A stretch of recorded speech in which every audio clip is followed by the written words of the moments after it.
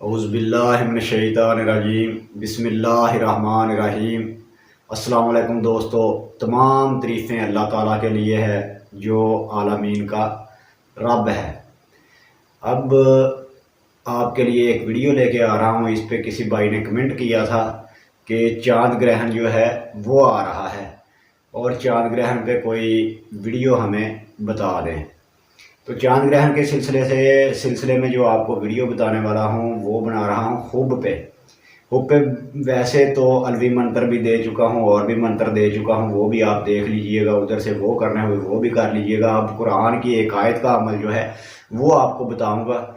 तो ये तस्खीर के लिए भी है, हुब्बे खसूसी भी है और तस्खीर खलाइक भी है। तो इसमें आपने सबसे पहले जो है वो अतर ले लेना है किसी दुकान से, और अतर को जो है किसी भी टाइम ख़रीद लें। इसमें ये नहीं है कैद के आप जो है सबसे पहले ही जाके लें। कोई भी जो भी आपको पसंद हो, अच्छी खुशबू वाला अतर, अच्छी खुशबू वो ले लें, कितनी भी मकदार में ले लें, ये आपकी मर्ज़ी है। तो उसको चाँद ग्रहण के वक़्त आपने जो है पढ़ना है। चाँद ग्रहण जो है वो शायद 28 तारीख को है, रात 1 बजे। जंतरी से आप टाइम जो है नोट कर लीजिएगा। तो उस वक़्त जो है आपने पढ़ना है। जब ग्रहण शुरू हो जाए उससे 10-15 मिनट बाद शुरू कर लिया करें अमल, या 20 मिनट बाद शुरू कर लें, या कामल होने के पास जब पूरा ग्रहण हो जाए उसके पास करें तब भी ठीक है। और ये अमल अगर आप खुले आसमान के नीचे करें तो बहुत ही बेहतर है, वरना ये कमरे में करें तब भी हो जाएगा, क्योंकि इसके असरात जो है वो जारी रहते हैं। ये कुछ ऐसी लहरें जो है ज़मीन पर जो है वो आ रही होती है जिस उस वक़्त इंसान के ख्यालात में इतनी ताकत पैदा हो जाती है कि वो जो भी काम करता है वो हो जाता है। अमूमन आपने सुना होगा कि हामला औरतें जो है उनको रोका जाता है कैंची से कोई चीज़ नहीं काटनी, सुई वगैरह जो है उसका इस्तेमाल नहीं करना, या फिर काटने वाला कोई भी काम, सब्ज़ी वगैरह नहीं काटनी छुरी वगैरह से। तो ऐसे काम जो है रोका जाता है, क्योंकि बाज़ औक़ात वो ख़यालात उसका जो है उधर चला जाता है बच्चे की तरफ, तो उस पर भी कट वगैरह निशान वगैरह लग जाता है। या लेट के एक तरफ जो है पड़े हुए उधर ख्याल चला गया, तो ख्याल का असर इतना होता है बच्चे के वहाँ पे कोई दाग स्याह कलर का बन जाता है। जब बाज़ औक़ात सुनने में आया है कि ऊँट कट जाता है वगैरह वगैरह।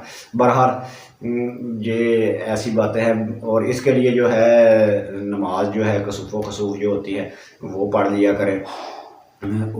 तो वो तो सबसे बेहतर है। और बाकी जो अमाल आपने करने होते हैं उसके लिए दिन के वक्त ही आप तैयारी कर लें, बिल्कुल फ्रेश हो जाएं, जहन को जो है साफ़ कर लें और अपने अमल के लिए तैयार हो जाएं। इसमें आमलीन जो है चाँद ग्रहण में मोहब्बत के अमाल ज़्यादा करते हैं और सूरज ग्रहण में दावत वगैरह के, बंदिश वगैरह के किए जाते हैं।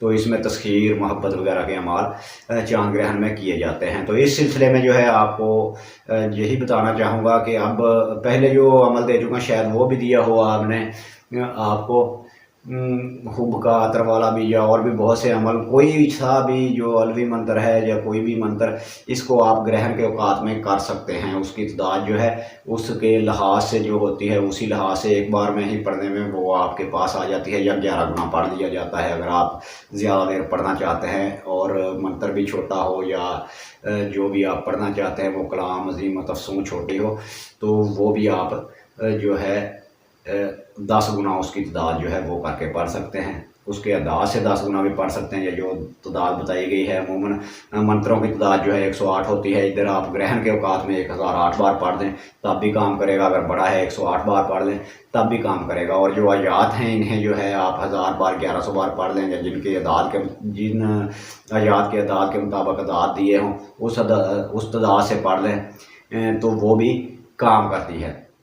ख्यालात जो है वो आपने मरकूज़ रखने हैं अपने काम पे कि ये चीज़ जो मैं तैयार कर रहा हूँ इसमें असर आ जाएगा। अमूमन इस तरह के अमाल पहले की जो है बताए जाते थे कि चाँद की रोशनी जो है वो किसी आईने पे पड़े, आईने से वो जो है किसी प्लेट पे, चमकदार प्लेट पे पड़े, और प्लेट से वो रोशनी जो है वो नीचे आपने तश्त पानी में रखा हुआ है उसमें पड़े, और उसमें नज़र आपके पड़े जाते थे। बहरहाल हर किसी के अपने तरीके, पुराने लोगों के पुराने तरीके। तो उसमें जो है तस्वीर महबूब की रखी जाती, या जो भी आपका मकसद है वो लिख के पानी में रखा जाता, तो उसमें नज़र आके पढ़ते वो मकसद पूरा हो जाता। ये तो तरीके जो है गुजर चुके, पुराने हो गए। तो अब जो है आमलीन ने इसके बारे में बहुत से अमाल जो है वो वादे किए हैं, ज़ाहिर किए हैं। उन अमाल को उन्हीं लिहाज से किया जाए जिस तरीके से वो बताए जाते हैं, अल्लाह के फजल से उनमें असर होता है। तो और बाज़ औक़ात ऐसे भी अमाल हमने बुक्स में, किताबों में पढ़े हैं कि हाज़री वगैरह के अमाल, लेकिन ये मखसूस लोगों पे होती है जिनकी ज़हनी लाशूरी क़ुव्वतें बहुत जो है कमाल पे होती हैं, या उनका जो वो है ख़्याल, वो अकीदा परस्ती बहुत ज़्यादा होती है कि बताने वाले ने जो बता दिया अब मैं करूँगा ये वैसे ही होगा, और वैसे ही होता है। इसीलिए मैं आपको हमेशा कहता रहता हूँ कि जिस अमल पे भी आपका दिल और दिमाग ये दोनों मुतमिन हों, उस अमल को करें, वो ज़रूर आपका लिए फ़ायदेमंद होगा और उसने अपना असर ज़ाहिर करना ही करना है। क्योंकि ये ख़्यालात की लहरें जो है ये बहुत ही ताकतवर हैं, इतनी ज़्यादा ताकतवर है कि अगर इसकी ताकत का अंदाज़ा आपको हो जाए तो आप समझ जाएंगे कि इंसान को अल्लाह ताला ने अपना जानशी या खलीफा किस लिए कहा है। इसीलिए कि वो कुन फ़यकुन का मसदाक है, और उसके जो उसने सबसे आला नमूना, सबसे आला तख्लीक की है वो इंसान की है, और उसको इतनी जो है पावर दी है कि इसीलिए जो है फ़ुकरा ने जो है अपने ही मन में डूबने का कहा है। इकबाल ने भी कहा है, अपने ही मन में डूब के पा जा, सुरागे ज़िंदगी मेरा नहीं बनना तो ना बन, अपना तो बन, पानी पानी कर गई मुझको कलंदर की ये बात, झुका जब तू गैर के सामने ना तन तेरा ना मन। तो यानी कि ये जो आपके अंदर कायनात है ना, ये बहुत वसी है। जैसे मौला अली अलैहिस्सलाम का फरमान है, आपको पहले भी बता चुका हूँ कि ये दुनिया जो है ये आलम असगर है, और हर इंसान के अंदर एक आलम अकबर छुपा हुआ है, बहुत बड़ी कायनात छुपी हुई है।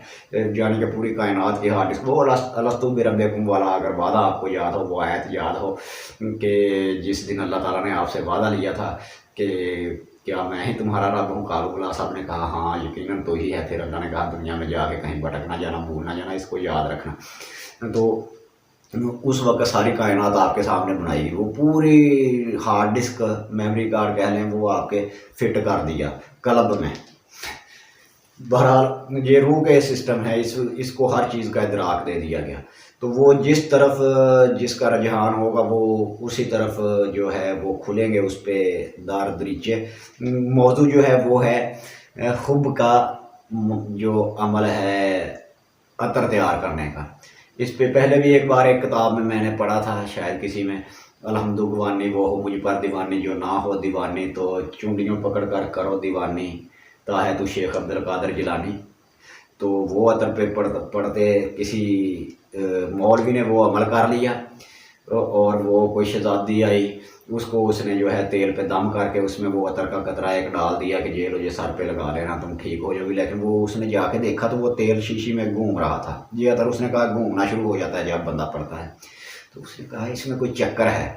तो उसको जो है घर में चक्की का पार्ट पड़ा हुआ था, उस पर उंडेल दिया। तो वो चक्की का पार्ट उठा, घूमा और जाके मौलवी के सर पे लगा, और मौलवी साहब जो है प्यारे हो गए मौला को।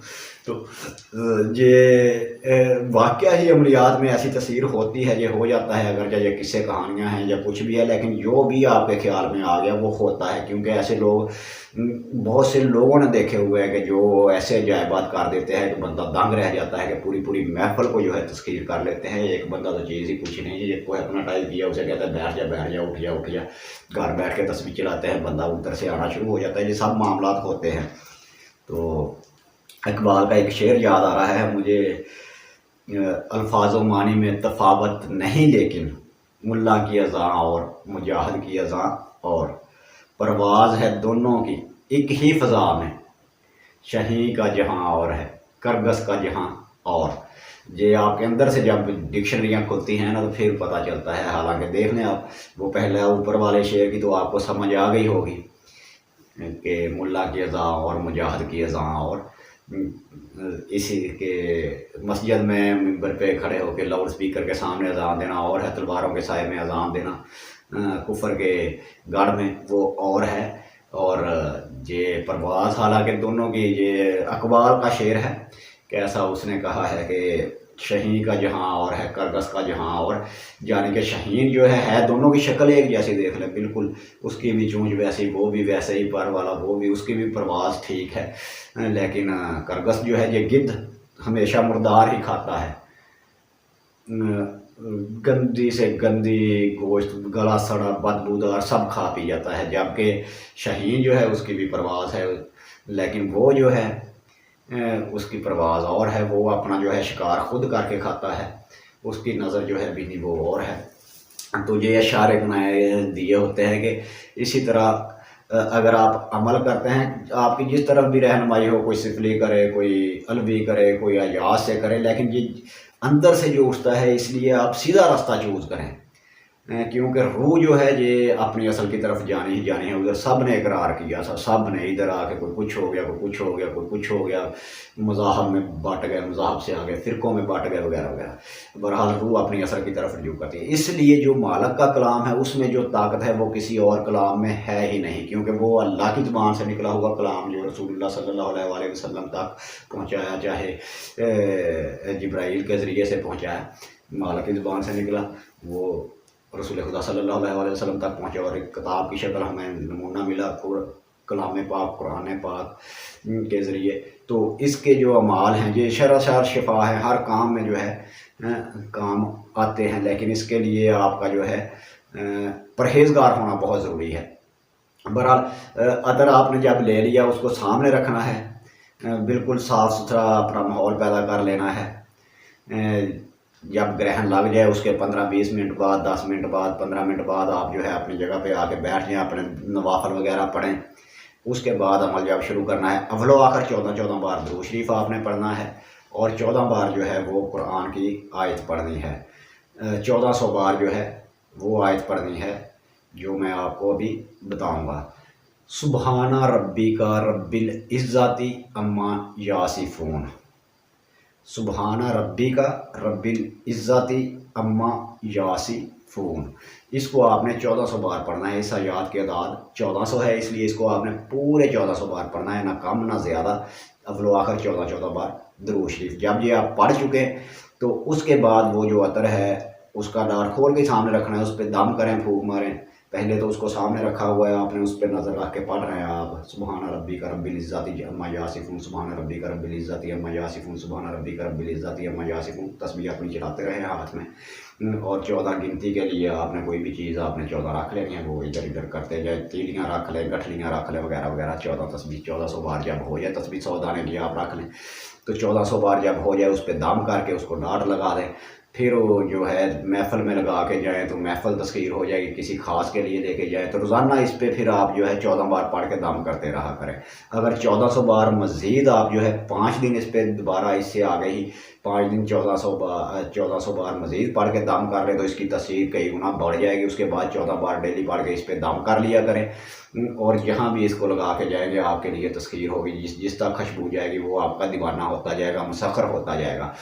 अगर किसी खास के लिए पढ़ना है तो फिर उसमें से थोड़ा सा रुई पे लगाना है, उस पर जो है ये किसी को 14 बार पढ़ के एंड पे कह देना है अलहब्बु फ़लाँ मिन फ़लाँ अला क़ल्बि फ़लाँ मिन फ़लाँ बेक़रार बेताब बेचैन हाज़िर आई, फूक लगा देनी है उसको हर बार पढ़ने के बाद। इसी तरह सुबहानल्लाह रब्बिका रब्बिल इज़्ज़ति अम्मा यासिफून, सुबहाना